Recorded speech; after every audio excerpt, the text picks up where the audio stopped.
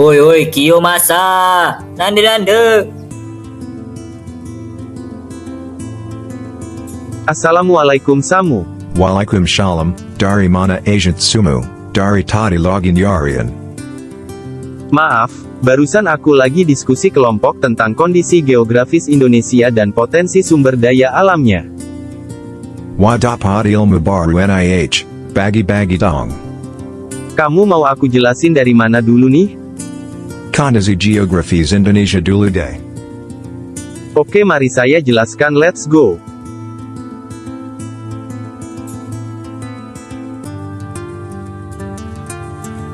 Indonesia adalah negara kepulauan terbesar di dunia dan dilintasi oleh Khatulistiwa. Indonesia memiliki relief yang beraneka ragam bentuknya dan dilalui oleh dua sirkum, yaitu Sirkum Pasifik dan Mediterania, yang menyebabkan Indonesia memiliki banyak gunung api. Selain itu, Indonesia diapit oleh beberapa lempeng besar yang menyebabkan wilayahnya rawan gempa. Iklim di Indonesia adalah tropis dengan dua musim, ada musim panas dan hujan. Formasi geologi Indonesia dibagi menjadi tiga zona geologi. 1. Bagian utara merupakan paparan Sunda, lempeng Asia. 2. Bagian barat dan selatan merupakan paparan Sahul, lempeng Indo-Australia. 3. Bagian timur merupakan lempeng dasar Samudera Pasifik. Sumu, sepertinya aku melainkan dengan topik ini, masih banyak gak? Tenang aja, bagian serunya baru saja dimulai. Lanjutkan. Rupa bumi Indonesia kita ini berbentuk kepulauan, dan tata airnya itu ada sungai, danau, dan laut. Oke, kembali ke pembahasan. Persebaran flora dan fauna di Indonesia dibagi menjadi tiga.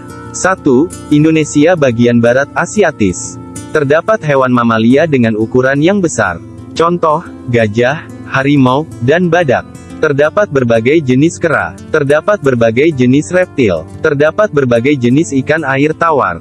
Spesies burung lebih banyak jenis burung yang berkicau. 2. Flora dan fauna peralihan.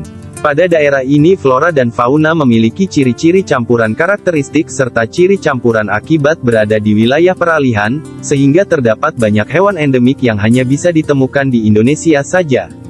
3. Flora fauna Australis. Terdapat hewan yang memiliki kantung. Terdapat hewan mamalia, tetapi ukurannya cenderung kecil. Spesies ikan air tawar lebih sedikit.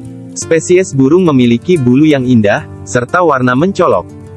Pantis saja setiap daerah Indonesia berbeda jenis flora dan faunanya.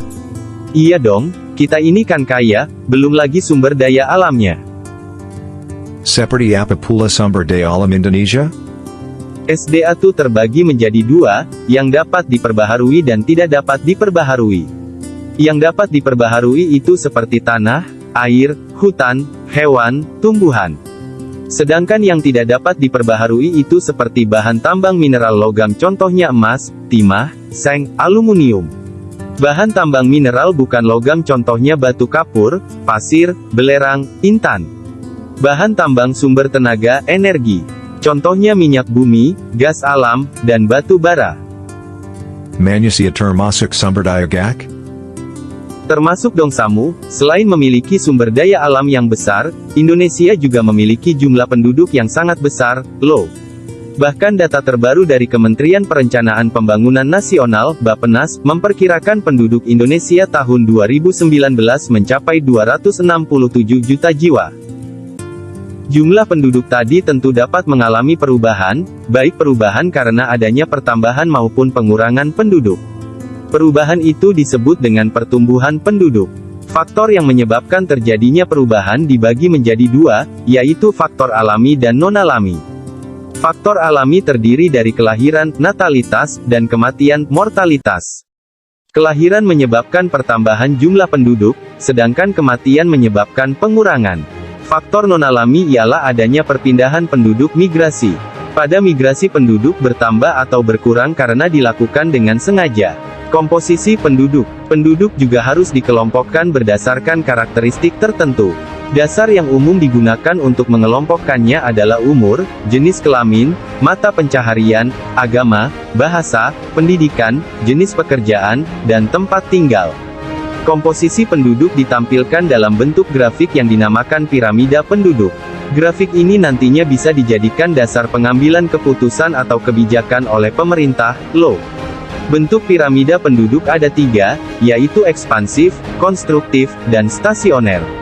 Kualitas penduduk. Setelah kita mengetahui jumlah penduduk, bagaimana pertumbuhan penduduk, dan mengelompokkan penduduk sesuai komposisinya, barulah kita dapat melihat bagaimana kualitas penduduk negara kita. Kualitas penduduk sebagai sumber daya manusia adalah tingkat kemampuan penduduk dalam mengolah dan memanfaatkan sumber daya alam untuk meningkatkan kesejahteraannya. Suatu negara yang berpenduduk banyak tidak akan mendapat manfaat apapun jika kualitas penduduknya masih rendah. Makanya, kita harus berusaha agar kualitas penduduk kita meningkat, ya.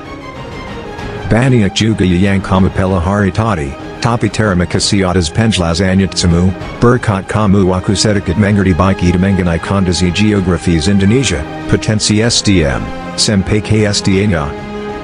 Alhamdulillah kalau begitu, kita juga sama-sama belajar kok.